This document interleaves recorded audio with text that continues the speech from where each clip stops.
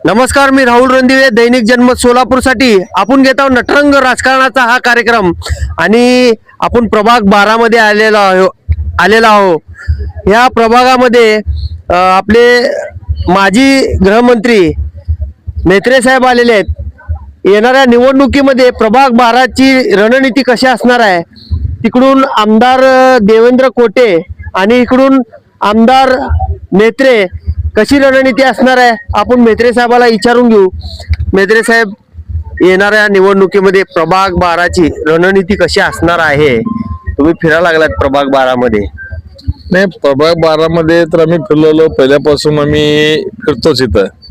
प्रभाग 12 म्हणजे जवळजवळ 3 इलेक्शन झालं, हे आमचं हक्काचं मतदारसंघ आहे। ते आता तुम्ही जे ज्यांचं नाव सांगितलं ते आमच्यामुळेच निवडून आलेले, ते तुम्हाला पण माहिती आहे सगळं। ते मागच्या वेळच्या इथले जे भाजपचे उमेदवार आहेत ते सगळं त्यांचं सुरुवातीच्या काळात आम्हीच हे केलं होतं सगळं। इथं जे उभारले होते भाजपचे नगरसेवक ते आमच्यामुळेच निवडून आले। ते मागच्या काळामध्ये सुरुवातीला मध्ये 1-2 इलेक्शन मी इथं आलं नाही, आता त्याच्यानंतर मी आता इथं आलेलो आहे। म्हणून सगळे लोक आता शिवसेनेत मी आल्यामुळे सगळ्या लोकांचे सगळे चांगले उमेदवार आम्ही दिलेले आहेत तिथं। त्या उमेदवारांबद्दल पण या भागातल्या लोकांचं प्रतिक्रिया फार चांगला आहे। मी 2 दिवस कानोसा घेतलाय, आज तर इथं नंदीकोल समाप्ती होतं, त्या निमित्ताने आम्ही इथं बसण्यासाठी आलो होतो। आल्यानंतर परत सर्वांची गाठी भेटी घेतल्या, सगळ्यांचं विचारलं, सगळ्याचे म्हणले साहेब म्हणलं आमच्या पसंतीचे उमेदवार तुम्ही दिलेले, लोकल उमेदवार दिलेले, त्यामुळे आम्हाला काही अडचण नाही। निश्चितपणे ह्या 12 असतील, 19 असतील, 18 असतील, ह्या तिन्ही प्रभागातले चारीचे चारी म्हणजे जवळजवळ 12 नगरसेवक निश्चितपणे महापालिकेत पोहोचतील असं मला सांगितलं त्यांनी। साहेब, तुम्ही म्हणालात की भाजपचे आमचे उमेदवार पहिला इथून निवडून आलेले, कोण उमेदवार आहेत ते नंतर सांगतो तुम्हाला 16 तारखेला। आता नाही सांगायचं, ते सगळं एवढं सांगितलं मग उपयोग काय त्याचा? काहीतरी सस्पेन्स असायला पाहिजे ना। सस्पेन्स आहे, 12 प्रभाग हे सस्पेन्स आहे असं मेत्रे साहेब म्हणतात। मला 12 प्रभाग सस्पेन्स नाही, ह्या 12 प्रभागामध्ये मागचे जे लोक जे उभारले होते, ज्यांना आम्ही सहकार्य केलं होतं ते सस्पेन्स आहे। ह्यावेळी सस्पेन्स नाही, यावेळी ओपन नाही सगळ्यात, त्यावेळेला लक्षात येणार मी काय बोलतो आपल्याला। मग तुम्ही कोडवर्क मध्ये बोलायला लागलात साहेब। कोडवर्क मध्ये बोलावं लागतं, इलेक्शन आहे। रणनीती तुम्ही सुरुवातीला शब्द काय उच्चारला, रणनीती काय? रणनीतीमध्ये रणांगणावर जात असताना सगळे ओपन करायचं नसतं, माझ्या हातात कुठलं शस्त्र आहे अस्त्र आहे सांगायचं नसतंय, ते रणांगणामध्येच दाखवायचं असतं। साहेब, पहिला इथून काँग्रेसचे काय नगरसेवक निवडून आलेले प्रभाग 12 मधून, मग तुम्ही भाजपाचं म्हणतायत? ते काँग्रेसमध्ये येऊन भाजपमध्ये गेले, अजून तुम्ही माहिती घ्या म्हणतात। मला सांगा साहेब, येणाऱ्या निवडणुकीमध्ये डॉक्टरांनी भाजपाच्या कमळाला इंजेक्शन देणार हे मात्र दिसायला लागलंय आता। मला सांगा तुमची रणनीती कशी असणार आहे? आहे रणनीती म्हणू नको हो तुम्ही। रणनीती ह्या शब्दाचा वापर करण्यापेक्षा प्रक्रिया व्यवस्थित हे शब्द राहील आणि चांगल्या प्रक्रियेमध्ये आहोत। साहेब, तुम्ही जे गेंटेल टाकीच्या अलीकडचा भाग आहे, म्हणजे जिथं श्रीनिवास संघा राहत आहे, तिथला उमेदवार तुम्ही दिला नाही, तिथं 9000 वोट आहेत, तुम्हाला ते भारी पडतील का? निश्चितच। आणि आमचे जे वरिष्ठ जे आहेत त्यांनी काहीतरी विचार करूनच आम्हाला 4घांना उमेदवारी दिली आहे। तिथं श्रीनिवास संघा राहतात, श्रीनिवास संघाला विचारूनच उमेदवारी फायनल केलेली आहे। खरंच श्रीनिवास संघाला विचारूनच उमेदवारी, त्यांच्या माध्यमातूनच श्रीनिवास पोतन त्यांचे नातेवाईक आहेत, ते त्यांना ते उमेदवारी दिली गेलेली आहे। ताई, मला सांगा, लाडकी बहीण तुम्ही म्हणतायत आमची आहे, भाजपवाले म्हणतात ही आमची लाडकी बहीण आहे, नेमकं काय हो? तुम्हाला सांगायचं झालं तर लाडकी बहीण योजना ही कधी आली? जेव्हा आपले लाडके भाऊ म्हणजेच आपले एकनाथ भाऊ जे सत्तेत होते, मुख्यमंत्री होते, त्यांनी योजना काढली। तुमच्याकडे आधी सत्ता होती, तुम्ही काढलात कधी योजना? ही योजना प्रत्येक राज्यात चालवली जाते, पण हे पुढाकार कोणी घेतलं? आपल्या लाडक्या भावानी म्हणजे एकनाथ भाऊ शिंदे यांनी घेतलं। त्यामुळे ही योजना आपल्या एकनाथ भावांनी सुरू केली आहे। नंतरची सत्ता बसली, भाजपची बसू दे किंवा महायुतीची सत्ता बसू दे, त्यांनी काढलं, त्यांनी म्हणतील आम्ही केलो, पण नागरिक हे स्वतः हुशार आहेत, त्यांना माहिती की सत्ता कोणाला बसली आणि कोणी केलंय काम, त्यामुळे वेगळं काय सांगायची गरज नाही। क्लिप काढलं तर तुम्हाला कळून येईल। ज्यावेळेस आमच्या एकनाथ भाईंनी हे स्कीम काढली लाडकी बहीण, त्याची क्लिप तुम्ही काढा, मग तुम्हाला कळेल की कोण काढलाय लाडकी बहीण। दूध का दूध पाणी दूध का दूध पाणी का पाणी बोललात? दूध का दूध पाणी पाणी, तेव्हा तुम्हाला समजेल। मला सांगा, प्रभाग 12 मध्ये कुठले कुठले विकास राहिले तो? साहेब आता विकास म्हणण्यापेक्षा तुम्ही मला थोडा टोचा वाटतंय. अहो आमच्या तर आता जे उमेदवार आहेत ते 20 वर्ष त्यांनी राज केलेले आहेत तिथं, आणि हे विकास हे तुम्हाला दिसतोय, हे विकास म्हणतात का 20 वर्षामध्ये? तुम्ही बघा इकडे, लावा तुम्ही चंदन दाखव जरा माझा, जरा दाखवा इकडे फिरव कॅमेरा, विकास बघा. दाखव फिरव. आणि हे आपल्या सिद्धरामेश्वरांच्या जे काट्या आहेत मानाच्या, त्याची पूजा आहे त्यांच्या सिद्धरामेश्वर महाराजांच्या काट्यांची. हे सगळे लोक इथं आलेले आहेत, म्हेत्रे साहेब बी आलेत, आपण बघितलं. हा चंदन इकडे या, दाखवा आता. हा 20 वर्ष लागले त्याला इथे यायला. आणि ते विकास जे आहे ना, आमचे डॉक्टर साहेब होते गेल्या वेळेस भाजपकडून. मी भाजपचा ज्येष्ठ कार्यकर्ता, 20 वर्ष राबलो मी, बूथ प्रमुख ते मंडल उपाध्यक्ष पर्यंत. हा कार्यकर्त्याचा सण आहे, उत्सव आहे, कार्यकर्त्याला मान द्यावं लागतंय. अहो विद्यमान नगरसेवक पण ढावले ते, त्यांची बुद्धी भ्रष्ट झाली. हा भाजप हा पक्ष सर्वसामान्य पक्ष नाहीये, हा फॅमिली म्हणजे माझ्या भाऊजीला, माझ्या भावाला, माझ्या बहिणीला हे सगळं झालेलं आहे. माझ्यापेक्षा डेटा तुमच्याकडे आहे.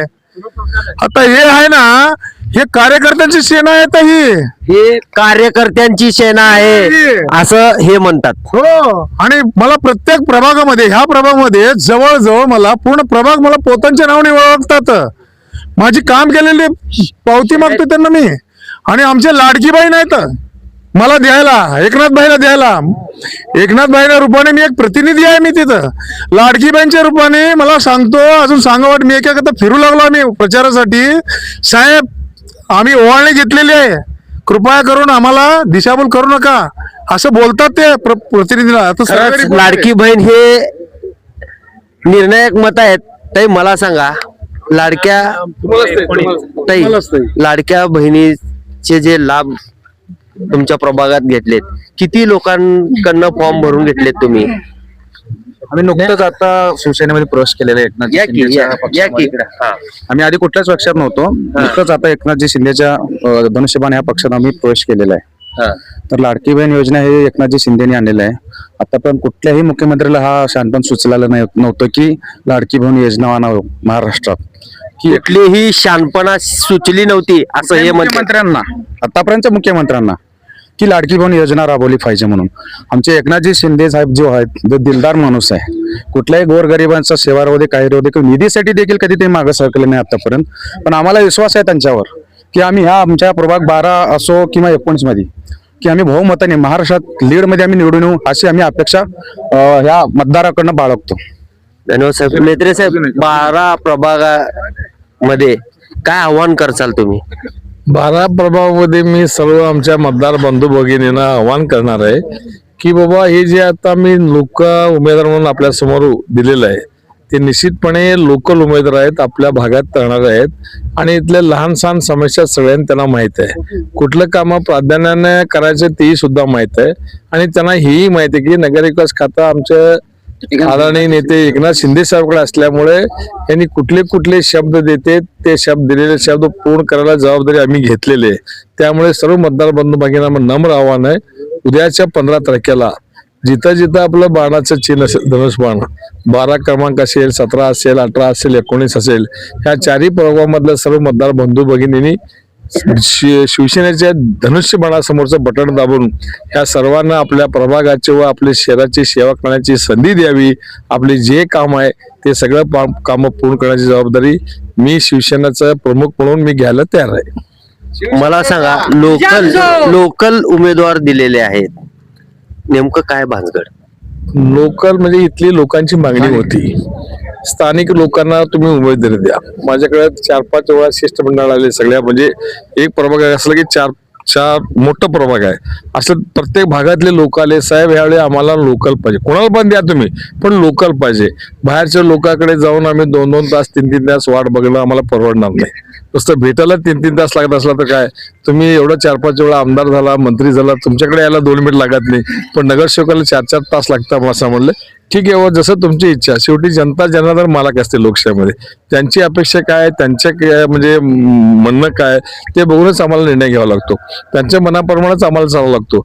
मग हे लोकांनी निवडलेले उमेदवार आहेत, पक्षांनी लादलेले उमेदवार, लोकांनी प्रभाग 12 मध्ये निवडलेले हे उमेदवार आहेत, हेही खरं आहे. धन्यवाद तुम्ही खरं म्हणून धन्यवाद. मला सांगा ताई, तुम्ही आता प्रभागात फिरताय, कसं वाटतंय तुमचा प्रभाग तुम्हाला? प्रभाग जितका विकास व्हायला पाहिजे होता, जितक्या वर्षापासून ते राज्य करत आहेत, म्हणजे 20 वर्ष, जसं प्रभागाचा विकास व्हायला पाहिजे अजूनपर्यंत झालेला नाहीये. मी खरं खरं सांगते, माझ्या घरासमोरचा रस्ता आता झालेला आहे, इलेक्शनच्या 2 महिन्यासमोर. हा विकास नाहीये. तुम्हाला कामासाठी निवडून दिलं होतं आम्ही, आमचे काम महापालिकेच्या समोर त्यांना प्रतिनिधी म्हणून दिलं होतं आम्ही. मला सांगा, महिला काय म्हणते तुम्हाला? महिला म्हणतात आमचे प्राथमिक गरजा आहेत नळ, लाईट, रस्ता, हे आमची प्राथमिक गरज आहेत. हे तुम्ही 20 वर्षात राहून तुम्ही पूर्ण करू शकत नाही, तर आम्ही पुढचे 5 वर्ष तुम्हाला का बरं चान्स देऊ? आम्ही नव्या उमेदवाराला चान्स देऊ, नवीन उमेदवार येऊ दे, त्यांचा जोश आहे, काहीतरी करून दाखवायची वृत्ती आहे, आम्ही त्यांना चान्स देऊ. मी जेव्हा स्वतः जाते महिलांकडे, ताई तुम्ही डोळे झाकून जावा, आमचं मत तुमच्या सोबत आहे, लाडक्या बहिणीसोबत आमचं मत असणार आहे.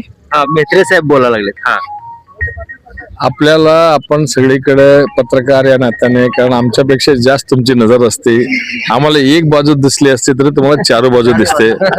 म्हणून मी तुम्हाला एक आवर्जून गोष्ट सांगणार आहे. हे पण आपल्या नजरेत आला असेल, लक्षात आला असेल, त्यांच्या पायाखालची वाळू सरकलेली आहे. याचं खरंच भाजपाची पायाखालची वाळू सरकली आहे. त्याला कारण आहे. कारण काय माहिती का, काही कारण नसताना दहशत निर्माण करायचं, पोलिसाकडनं हे करायचं, काही इथलं पोलिसांना उचलून न्यायचं, काही लोकांना अपक्ष उमेदवार उचलून न्यायचं आणि त्यांना सांगायचं तू भाजपचा प्रचार कर, घराच्या बाहेर यायचं नाही, 4-4 तास डांबून ठेवायचं.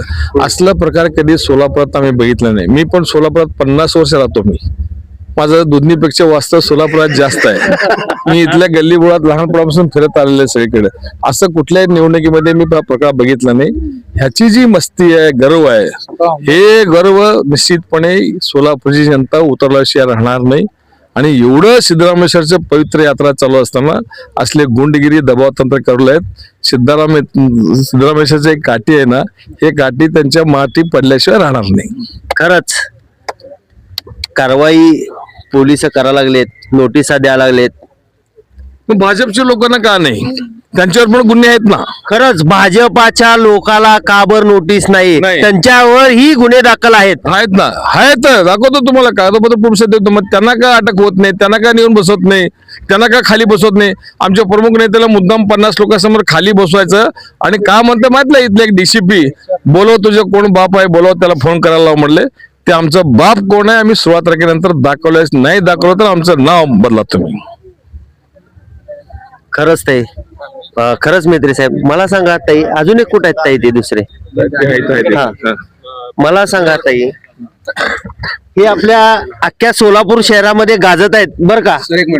हे महिला जे आहेत निवडणुकीच्या रिंगणात थांबलेले आहेत, म्हणजे सांगू नये, हे फिरायला लागलेत, लय खूप गाजा लागलेत तुम्ही. मॅडम मला सांगा, एवढी तुमची हे असताना, म्हणजे सगळं तुमचं प्रॉब्लेम असताना सर फिरायला लागलात.